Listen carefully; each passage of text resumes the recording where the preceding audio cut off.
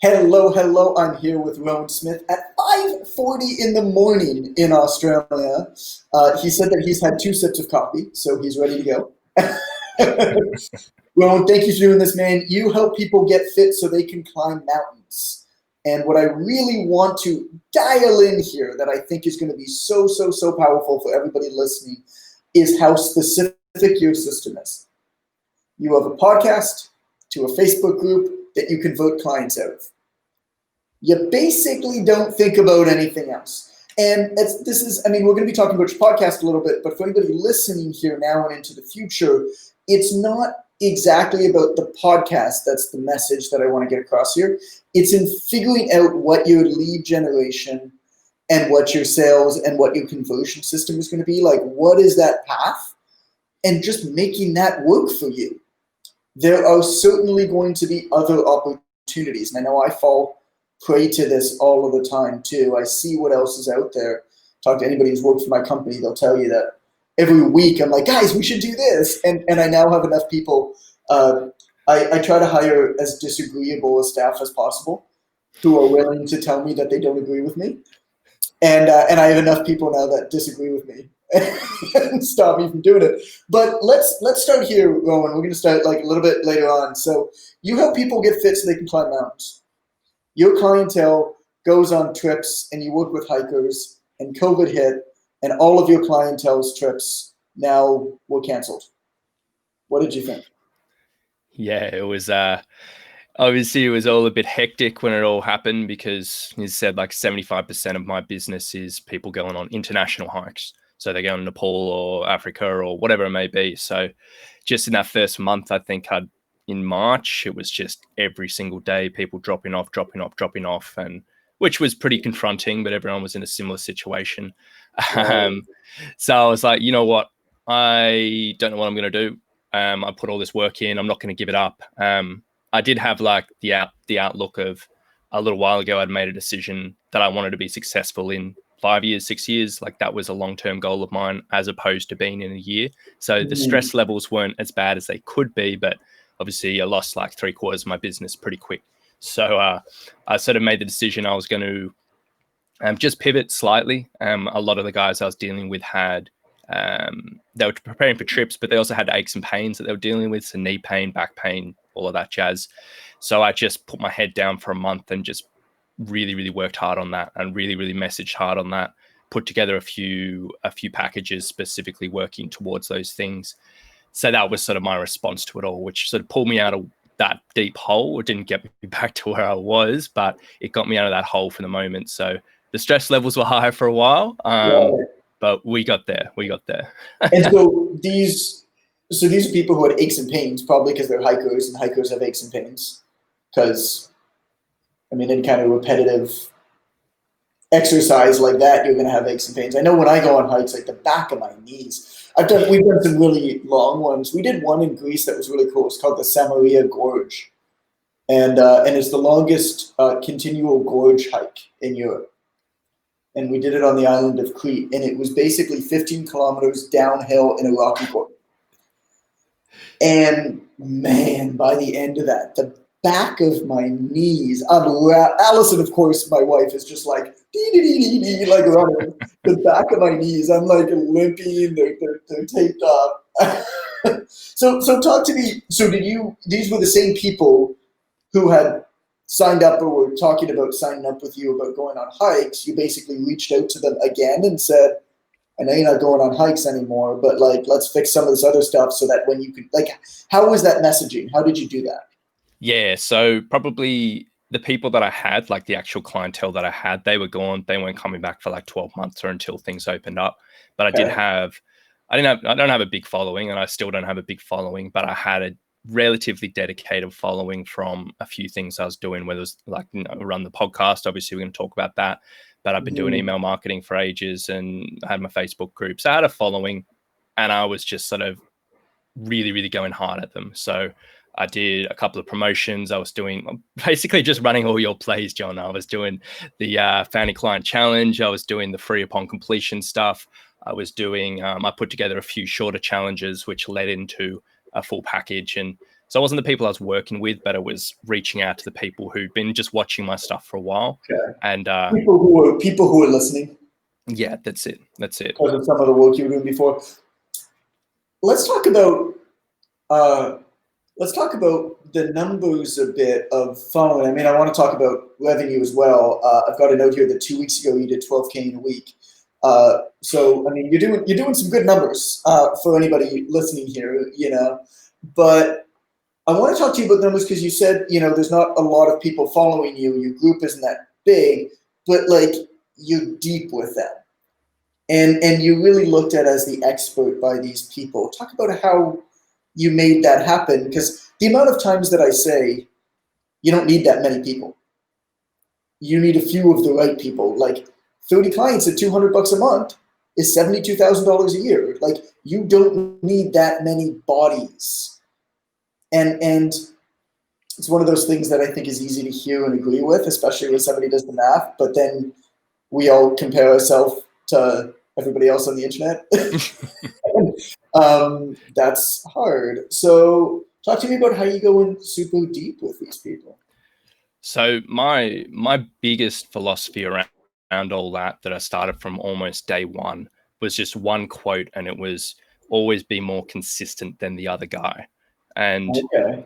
I wasn't hugely, I wasn't amazing at marketing, I wasn't amazing at sales, but I knew that there was a big opportunity in my niche. And I know a lot of people coming in hot with a bit of content for a month or two and drop off. And I was like, if I can show people that I'm going to be around for the long haul, that I can deliver value for not just a week, not just a month, but years at a time, that was my relationship building. So once I got over that initial stage, I was like, oh, I'm going to take over the world in a month. And I was like, oh, it's not actually going to happen.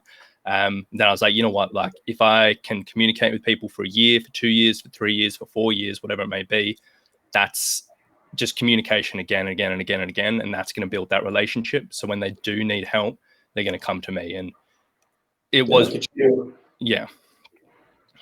Yeah. I mean, everybody's out there trying to hit home runs and striking out all the time. And you're out there butting singles. You know, or sorry, you're in Australia, so let's do Australian footy. Everybody's trying to get sixes, and you're what's it called when you get is it one on the outside 2 posts? What do you call that? I don't know AFL at all, so all the Aussies are going to hate me. AFL? I lived in Australia for a while, right? And I lived in Melbourne, and so I went to a lot of the footy games. Because there's only so many places in the world where you can sit there with 70,000 people with a 5-year-old calling the ref the most vulgar names in the world while his dad bites on a meat pie and pats his kid on the head and says, "Good job, son." Yes, yes, he is all of those things. Oh my God, it was brilliant. I learned so many swear words. So talk to me about what your system is then. So you've got, I mean, your main marketing system, right? All starts with your podcast. So give me the name of your podcast. Let's talk about what you do on it. Let's talk about your call to action and how that leads people basically throughout your system. Yeah, for sure. So the podcast is called the Training for Trekking podcast. And it's just super, super on point of what I do, because I do training for hikers and trekkers and mountaineers. And there's a lot of podcasts that's about training. There's a lot of podcasts that are about hikers, but there's literally nothing talking to those people. And I always knew it wasn't going to be a huge listens and wasn't going to be a huge audience, but there would be a particular type of person who loved it. And it was also just something I wanted to do because I was writing blogs. They were taking quite a while to do. I was doing videos and I suck at videos. And I was like, I just want something that's quick to produce for me, that I can deliver a lot of content, and I like the sound of my own voice, so I like just going on, and that's the perfect medium for it. So you've got a tame Australian accent too, which helps. I can understand you. Good. It's yeah, I'd say from the year and so doing it, the worst negative feedback has been about my voice, just a guy having a proper dig. So apparently I have a voice like lemon juice, I was told. So I don't know whatever that means. Lemon juice, yeah. So there you go. That's your new nickname officially. Yeah, that's it. But really, tell me how that works then. What do you talk about in the podcast? How often do you produce episodes, and then I want to get into like your call to action and stuff like that. Yeah. So what I talk about it is essentially just anytime a question comes up. So if I see it on a Facebook group, if I get it from a client, or if I see like something online, like a blog post that I want to like try and attack in the Google rankings or whatever it is, Right. that's a podcast. So there's so many specific things that people struggle with in the niche, and they're very, very, very, very specific situations, but there's not a huge amount of great information. So I was like, look, I'm just going to take these things people ask, I'm going to cover really in depth, put a bit of thought behind it with my podcast. And it's a little bit different to some other podcasts in the sense that I think people are often recommended to do the very soft teaching where they're like, look, just entertainment, take it easy, give a little bit of value, but not a huge amount. But for me, I just sort of take them through step by step of what they need to do in these situations, and people seem to love it. So that's sort of, I've never run out of ideas there. I've done 117 episodes as of today. How do you plan out the episodes? How do you plan out the content? Do you write down like notes beforehand? Do you just kind of have the question and then riff on it? What's your process? Initially, I would do thorough notes, and I'd either just take all the information I had from a blog post and turn it into a podcast episode, or literally write down an entire episode. Initially, I was doing that just so I could read through everything because I was a bit nervous. It was a new thing for me. But these days, I literally will come up with a topic. I'll be like, hey, knee pain on downhills. I'll be like, these are 4 things I want to talk about.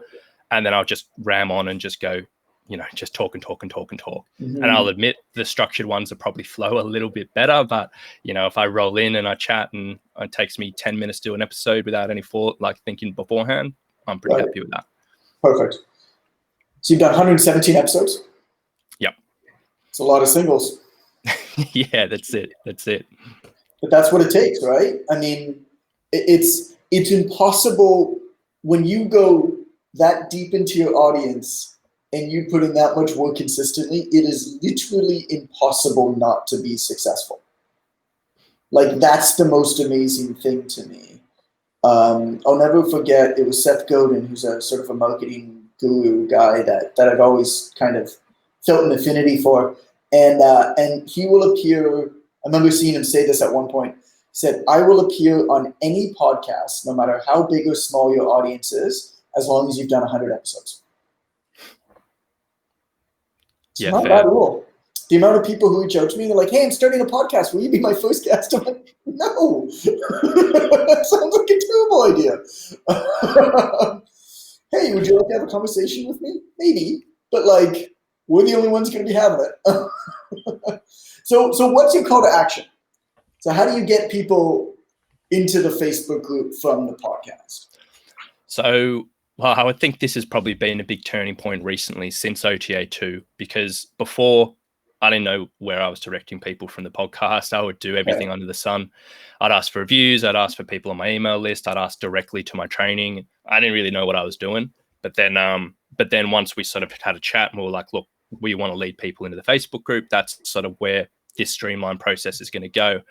Now it's sort of on the podcast. I will just take an example from the episode. So if I mention an exercise, I'll say, look, if you want to see a video tutorial of this exercise, come on the group. Or if you have any questions off this, come on the group. I'll do a live video for you. Or if I'll always mention something that I've done in the group, whether that you can't do in an audio format. And I'll be like, come on the group, get involved. And I'll go into depth on there. And so that's been beautiful because there's definitely not everyone's coming on the group. Like, it just doesn't work like that. But there's consistent people coming on. There's consistent people. I'm talking to people who've been listening since literally episode number 2, which is crazy. And they're coming on the group and I'm finally having a real conversation with them. And I'm like, you've been listening for over a year, like every single week for over a year. And now we're finally connecting because I've got these ducks in a row now. So that's actually pretty incredible. That's incredible. I mean, the brilliant part about that is so many people are like, hey, come join me here, come follow me here. It's like, why? Why would I do that? But you're giving people a reason. Brilliant. Hey, come here and you will, if you enjoyed listening to this episode and you want to see videos of this exercise, come here and you'll see them. Brilliant. That's, night and day. And then what happens? So you've got great engagement in your group because one of the best ways to get engagement in your group is to make sure there's a continual stream of new people coming in, which you're doing. And then how do you get them from being passive or even engaged group members to getting on the phone with you? Yeah, so there's sort of two things that I do, which are pretty much straight out of the OTA. This is like all I learned in OTA too. Like I wasn't doing this before. But initially when they're joining up, there's a few questions that they get asked, and they directly get asked, hey, are you interested in coaching? And if they say yes, then I open up a conversation, have a chat with them over DM, which for me, like it's just such a simple thing, but that was like an absolute game changer because— hey, would you like to buy from me? Yes. Yeah. Okay. It's like I can't, like it just makes me want to kill myself that I hadn't thought of that before. One sentence has made me, I don't even know how much money, just that literally one change. So that's been mental. And then on the other thing inside the group, most of the time I'm just sort of putting up content, engagement, giving out value. But then I've sort of got the plan that we discussed again in OTA 2 of once a month doing a rollout of a specific promotion. So just trying to get— I ran a founding client challenge the other day, which I'm sure we'll get into, which went epic. I'm leading up into another one in another particular promotion and call out for people in a week or so. And it's just going to be once a month, just trying to drive people in to open that conversation, have a message conversation, get to know them as a real person, and then hopefully get them on the phone and again, have another real conversation, and hopefully they'll enroll. So that's sort of the step-by-step that brings people on. So I want to talk about your $12,000 week 2 weeks ago. But before that, I want to talk about how you freaked out after you signed up for OTA 2 and almost quit. So wasn't quite almost quit. I'd already put the money down, so I was there. But this is literally day one of OTA 2.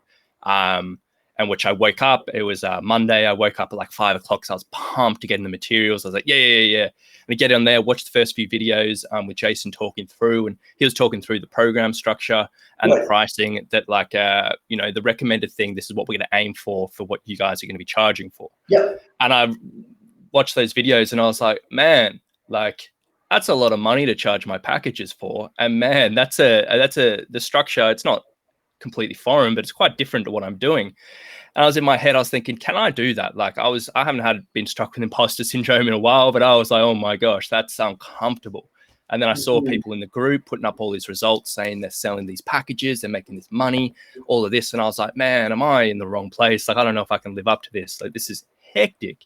So that night, I barely even slept the first night of OTA. I was tossing and turning. I was stressing out. I was like, oh my God, I was told I'd be uncomfortable with it all, but I was uncomfortable. I was like, oh man. But then in the morning I woke up, I was like, nah, new day, let's get into it. I went into the OTA 2 group and I scrolled down in all the old posts.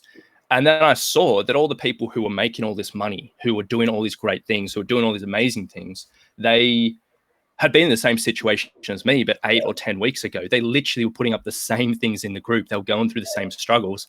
And I was like, oh, actually, they've just stuck with the process. They've done what they're again asked to, and look at them now. So I think in my first accountability post of the group, I said, look, I had a little freak out, but it's just trust the process. And I have, and it's been, life-changing in all honesty. So it was crazy. I wouldn't have thought 8 weeks ago where I'd be where I'm at, but yeah, there we go. Yeah. So you had what, 20, 30 clients before, wasn't charging them very much. What were you charging them before? 60 Australian dollars a week. And now you've got 50 plus? So I've got, just probably, I think just sitting on 50 or just under 50. And I'm charging for the guys new coming on. I'm still going to talk to the old clients, but the new coming on is like $1,200 US for 12 weeks. So over double the prices. Australian dollars. Yeah, not even Australian anymore. So, it's been a big change there. That's cool, man. So talk to me about this this founding client challenge that you ran.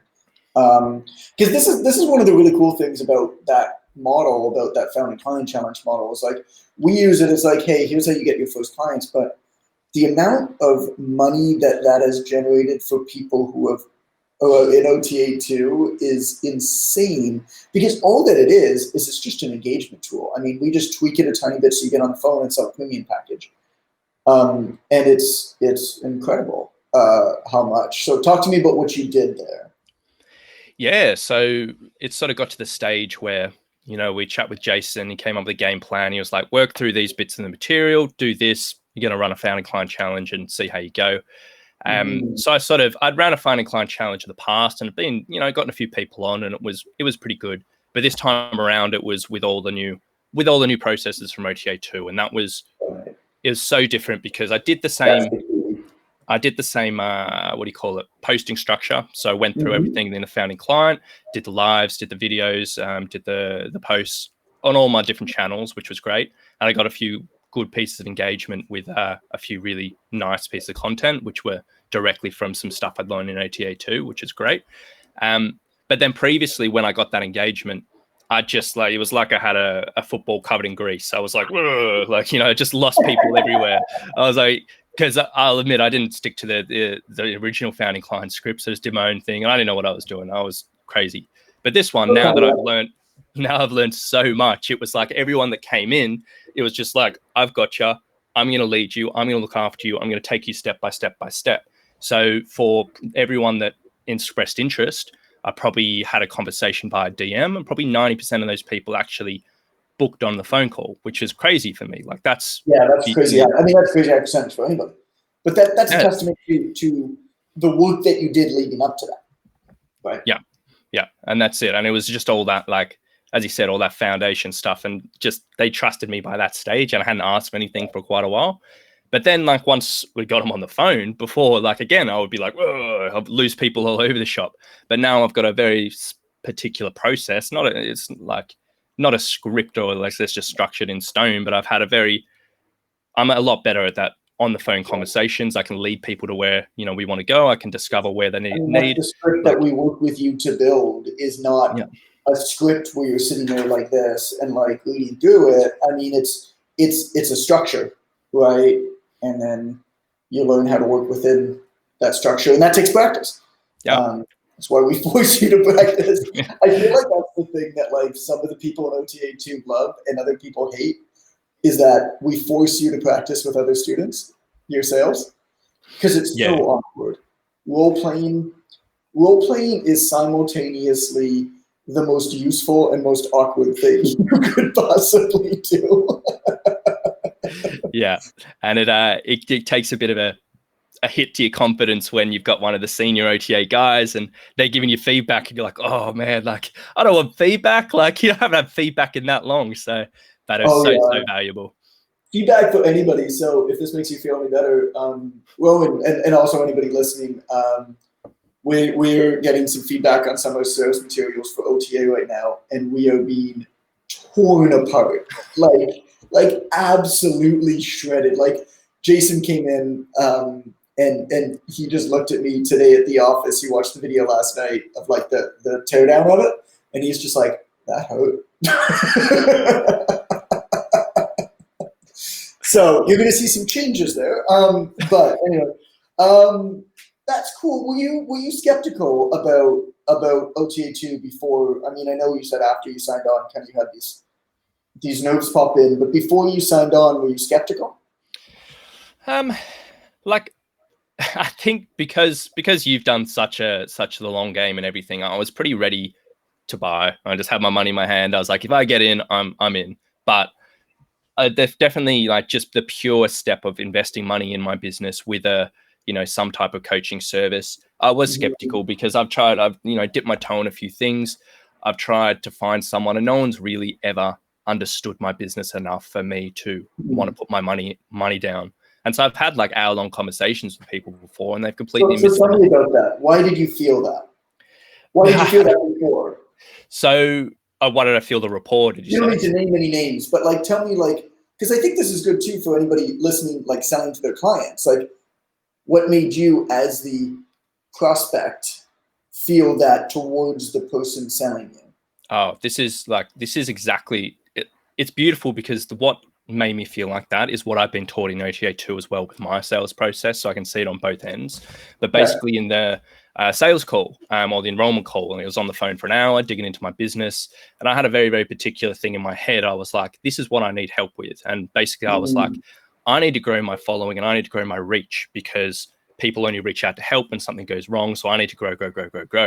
And I was dead set, 100% certain that's what I needed to grow. And I was taking pains to explain it carefully because I didn't want to be misunderstood on the call. And I just remember Gore and like just going, yeah.